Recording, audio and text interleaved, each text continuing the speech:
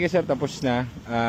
Trani lang ginawa namin dito pero ano daming problema Nabili niya lang sa labas to. Tapos daming problema. Lahat sa ulo. Oo.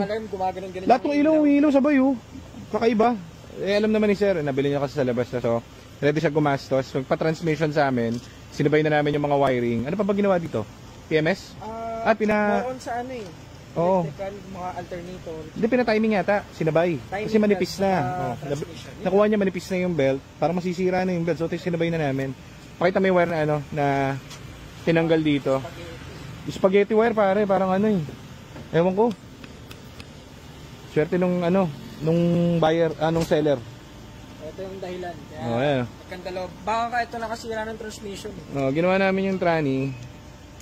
Di gawa na yung tranny. Plug and play naman lahat yon. Ay pa rin tumino. Kasi tingnan nyo kung gaano karami kung ano pinagagawa dun sa tinanggal na namin. Pinaano na namin sa electronics namin. Very goods na. Minomonitor na lang. Baka re-release na rin natin. May onti pang hagok. Tignan natin yung spark plug. Tapos goods na yan pare. Ganda rin naman Kaso nga bili ka na lang sa amin Ready made na Ito kay ma'am Ilang taon na ba yung kay ma'am Hope? Sa taon? Ilang taon na sa ito ka? 1 year na. 1 year na tawag doon, papaayos ng bumper. Ito, tranny, engine.